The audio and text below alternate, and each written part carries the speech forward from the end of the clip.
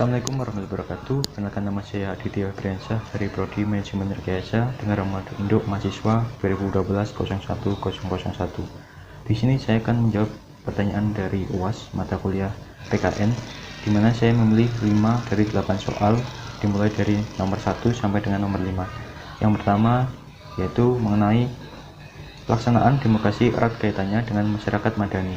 Masyarakat madani merupakan faktor penunjang dalam keberhasilan demokrasi. Mengapa demikian? Jelaskan pendapat saudara. Baik, menurut saya mengapa masyarakat madani sebagai faktor penunjang dari keberhasilan demokrasi adalah dalam masyarakat madani, warga negara saling bekerja sama membangun ikatan sosial, jaringan produktif, dan solidaritas kemanusiaan yang bersifat non-negara. Lebih lanjut, dasar utama masyarakat madani adalah persatuan dan integrasi sosial yang didasarkan pada suatu pedoman hidup, menghindarkan diri dari konflik dan permusuhan yang menyebabkan perpecahan, dan hidup dalam suatu persaudaraan. Dari pengertian tersebut bisa kita simpulkan bahwa dalam keberhasilan faktor penunjang demokrasi adalah persatuan dan kesatuan serta solidaritas antar sosial dalam masyarakat. Oleh karena itu, mengapa masyarakat madani bisa dikatakan sebagai faktor penunjang keberhasilan dari demokrasi itu sendiri. Mengingat juga masyarakat madani memiliki karakteristik yaitu ada 5. Yang pertama adalah free public sphere, kemudian yang kedua ada demokratis, yang ketiga ada toleran, yang keempat ada pluralisme, yang kelima ada keadilan sosial. Pertanyaan kedua yaitu mengenai pelaksanaan demokrasi di Indonesia dari waktu ke waktu mengalami dinamika. Berikan pendapat saudara bagaimana pelaksanaan demokrasi saat ini, berikan evaluasi apa kekurangan dan kelebihan pelaksanaan demokrasi saat ini. Baik, menurut saya kelebihan dan kekurangan pelaksanaan demokrasi saat ini yaitu yang pertama adalah kelebihannya demokrasi saat ini. Yang pertama, pemegang kekuasaan dipilih berdasarkan keinginan rakyat. Yang kedua, mencegah terjadinya monopoli kekuasaan. Yang ketiga, kesetaraan hak membuat setiap masyarakat dapat berpartisipasi dalam sistem politik. Kemudian adapun kelemahan dari demokrasi saat ini, yang pertama yaitu adalah kepercayaan rakyat mudah digoyahkan oleh pengaruh media sosial. Mengingat sekarang maraknya penggunaan media sosial di Indonesia. Baik, yang kedua, kesetaraan hak dianggap tidak wajar oleh beberapa ahli karena pengetahuan politik setiap orang tidak sama. Yang ketiga yaitu fokus pemerintah yang sedang menjabat akan berkurang saat menjelang pemilihan umum dan berikutnya, atau bisa dikatakan calon pemimpin atau calon yang akan dipilih itu hanya menyampaikan kampanye belaka tanpa didasari dengan bukti-bukti nyata apa yang telah disampaikan dalam kampanyenya. Baik, pertanyaan ketiga yaitu letak geografis Indonesia pada posisi silang dunia, jumlah penduduk yang besar, masyarakat yang berbineka akan membawa dampak bagi bangsa Indonesia. Jelaskan dampak tersebut jika dikaitkan dengan geostrategi. Baik, melihat letak geografis Indonesia berdasarkan geostrategi, adapun pengertian dari geostrategi sendiri adalah letak Indonesia di mana diapit antara dua benua, di mana ada benua Australia dan benua Asia, kemudian diapit oleh dua samudra, ada Samudra Hindia dan Samudra Pasifik. Tentu hal ini memiliki keunggulan kemudian kerugian tersendiri bagi Indonesia, di mana untuk keunggulannya sendiri, Indonesia sebagai jalur lalu lintas perdagangan sehingga mempermudah ekspor dan impor. Kemudian yang kedua, Indonesia kaya akan sumber daya laut. Yang ketiga, daerah yang sangat strategis untuk perdagangan internasional karena letak Indonesia di antara negara berkembang sehingga mudah untuk memasarkan hasil produksi. Yang keempat, berkembangnya sistem transportasi Indonesia karena mendapat pengaruh transportasi modern dari negara maju. Kemudian karena Indonesia terletak pada jalur perdagangan internasional, maka bahasa Indonesia diperkaya oleh berbagai bahasa asing dari pedagang. Kemudian Indonesia juga mudah berkomunikasi dan menjalin relasi dengan negara lain sehingga terjalin hubungan internasional yang baik dengan negara lain. Adapun kerugian dari letak geostrategi Indonesia, selain membawa keberuntungan, letak geostrategi Indonesia juga mendatangkan sejumlah kerugian, terlebih apabila disikapi dengan baik dan bijaksana. Aktivitas ekonomi yang meningkat membuka peluang terjadinya eksplorasi besar-besaran. Yang kedua yaitu letak geostrategi tersebut juga membuka pintu persaingan global bagi pelaku ekonomi di Indonesia. Seringnya berefek negatif bagi pasar lokal. Karena akses yang mudah, maka pintu negara lain untuk meniru produk Indonesia sangat lebar. Arus pasar yang cepat menimbulkan perilaku konsumtif. Kegiatan pelayaran yang ramai bisa memicu krisis bahan bakar, polusi udara, dan lain-lain. Mudahnya kebudayaan asing masuk ke dalam Indonesia mengikis identitas bangsa. Yang terakhir, lalu lintas pelayaran yang ramai juga berpengaruh negatif pada keamanan di Indonesia. Baik, pertanyaan selanjutnya yaitu pertanyaan keempat, dalam masa pandemi seperti sekarang ini diperlukan kerjasama seluruh elemen bangsa dalam menghadapinya. Jika dikaitkan dengan konsep ketahanan nasional, berikan contoh upaya yang harus dilakukan pemerintah bersama masyarakat dalam mencegah penyebaran COVID-19. Baik, mengenai penanganan COVID-19 di Indonesia, gugus percepatan COVID-19 di Indonesia sudah mengambil langkah awal. Yang pertama yaitu menginstruksikan untuk seluruh masyarakat Indonesia untuk menggunakan masker apabila berada di lingkungan publik atau di luar rumah. Kemudian yang kedua, menginstruksikan untuk mencuci tangan menggunakan sabun dan menjaga jarak. Kemudian dari percobaan pertama atau langkah pertama Indonesia yang diambil oleh pemerintah, semakin banyak orang yang terjangkit karena kelalaian orang tersebut, maka pemerintah Indonesia berinisiatif untuk melarang WNI yang di luar negeri untuk membatasi untuk sementara tidak diperbolehkan pulang ke Indonesia. Dari sini pemerintah Indonesia membuat peraturan yaitu melakukan penyekatan di bandara, di berbagai stasiun, kemudian di pos-pos lintas negara yang berdekatan dengan wilayah Indonesia. Hal ini bertujuan untuk mengantisipasi penyebaran COVID-19.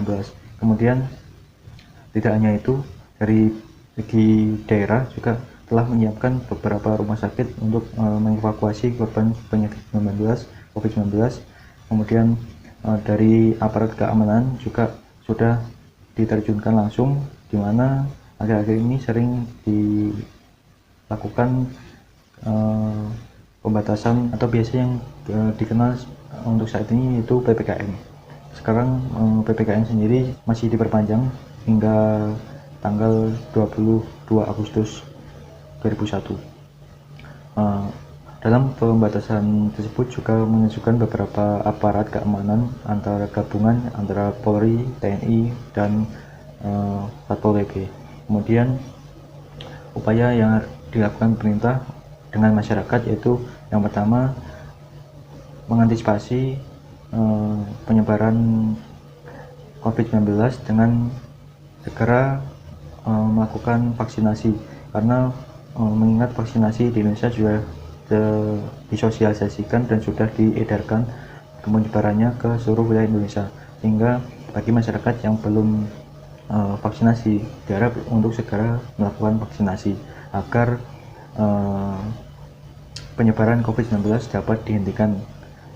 Kemudian adapun upaya yang dilakukan pemerintah dengan masyarakat yaitu mentaati protokol-protokol kesehatan yang telah ditetapkan oleh pemerintah untuk masyarakat. Baik, untuk pertanyaan terakhir, pertanyaan nomor 5, jelaskan elemen-elemen penting atau Trigatra dan Pancagatra dalam pelaksanaan ketahanan nasional. Bagaimana upaya dalam menghadapi globalisasi budaya? Baik, aspek-aspek Trigatra dan Pancagatra erat kaitannya dengan wawasan Nusantara. Adapun wawasan Nusantara merupakan landasan penting untuk ketahanan nasional. Adapun motif penjelasan dari Lembaga Pertahanan Nasional, ketahanan nasional sebagai konsepsi merupakan pisau analisis untuk memecahkan problem atau masalah kehidupan bangsa melalui pendekatan 8 aspek kehidupan sosial atau nasional yang disebutkan dengan istilah Astagatra. Singkatnya, Astagatra merupakan 8 aspek kehidupan nasional. Astagatra terdiri dari Trigatra yang mencakup 3 aspek alamiah, yang bersifat statis, kemudian sedangkan Pancagatra mencakup 5 aspek sosial kemasyarakatan yang bersifat dinamis. Adapun isi dari aspek Trigatra, yang pertama ada Gatra geografi negara. Lokasi dari posisi geografi Indonesia merupakan negara kepulauan yang terdiri atas perairan dan daratan. Kepulauan Indonesia dikelompokkan menjadi 4 gugusan, yaitu gugusan Papua, gugusan Kepulauan Maluku, gugusan Kepulauan Sunda Kecil, gugusan Kepulauan Sunda Besar. Dan tentang alamnya, geografi Indonesia dibagi menjadi 3 daerah, di mana ada dangkalan Sahul, ada dangkalan Sunda, dan ada daerah peralihan. Kemudian pembagian tentang alam di atas juga meliputi pembagian jenis flora dan fauna. Alam flora Indonesia dibagi menjadi 3 lingkungan, yaitu ada flora bagian timur, ada flora bagian barat, dan ada flora bagian tengah. Kemudian ada alam fauna Indonesia juga dibedakan dalam 3 daerah lingkungan, yaitu ada fauna daerah timur, barat, dan tengah. Dan itu secara geografis wilayah Indonesia juga berbatasan dengan Malaysia, Thailand, Vietnam, Laut Cina Selatan, Filipina, dan Laut Pasifik. Di wilayah selatan wilayah Indonesia juga berbatasan dengan Australia, Timor Leste, dan Lautan Hindia. Aspek Trigatra yang kedua yaitu Gatra keadaan dan kekayaan alam. Keadaan dan kekayaan alam Indonesia terdiri dari sumber dan potensi alam yang terdapat di ruang angkasa atau di dirgantara, permukaan bumi termasuk laut, dan di dalam bumi. Menurut jenisnya, kekayaan alam dibedakan ke dalam 8 golongan, yaitu flora, fauna, mineral, tanah, atmosfer, dirgantara, energi alam, air, dan laut. Sedangkan menurut sifat kekayaan alamnya dibedakan ke dalam 3 golongan, yakni kekayaan alam yang dapat diperbarui, kekayaan alam yang tidak dapat diperbarui, dan kekayaan alam yang tetap. Kemudian aspek ketiga dalam Trigatra ada Gatra keadaan dan kemampuan penduduk atau demografi. Seperti telah diketahui, penduduk dipahami sebagai sekelompok manusia yang menetap di suatu wilayah negara. Peran sekelompok manusia itu penting dalam mengupayakan penyelenggaraan ketertiban dan keamanan serta pembangunan. Maka dari itu, aspek demografi juga berpengaruh pada ketahanan nasional negara Indonesia. Kemudian berikutnya ada aspek Pancagatra. Yang pertama, Gatra ideologi. Secara teoritis, ideologi bersumber dari suatu falsafah dan merupakan pelaksana dari sistem falsafah itu sendiri. Bagi bangsa Indonesia, Pancasila merupakan ideologi yang bersifat final dan tidak dapat diubah lagi posisinya sebagai konsep dasar tentang kehidupan dan cita-cita bagi bangsa Indonesia. Kemudian yang kedua ada Gatra politik. Sistem politik negara Indonesia dirumuskan berdasarkan nilai-nilai yang terkandung dalam sila-sila dari ideologi Pancasila dan Konstitusi Undang-Undang 1945. Yang ketiga ada Gatra ekonomi. Kegiatan ekonomi dipahami sebagai kegiatan yang berkaitan dengan pemenuhan kebutuhan masyarakat. Pemenuhan tersebut meliputi pengelolaan faktor produksi, distribusi, serta barang dan jasa. Adapun aspek keempat dari Pancagatra yaitu ada Gatra sosial budaya. Tiap masyarakat memiliki 4 unsur penting bagi eksistensi dan kelangsungan hidupnya.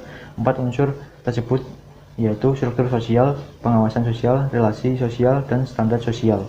Istilah sosial dipahami sebagai pergaulan hidup manusia dalam bermasyarakat yang berisi nilai-nilai kebersamaan, senasib, sepenanggungan, dan solidaritas.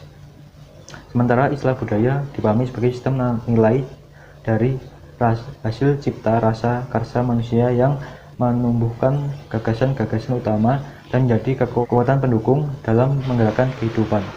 Adapun isi dari aspek Pancagatra yang kelima yaitu Gatra pertahanan dan keamanan. Pertahanan dan keamanan merupakan bidang kehidupan nasional di Indonesia yang diupayakan untuk dapat melindungi kepentingan bangsa dan negara.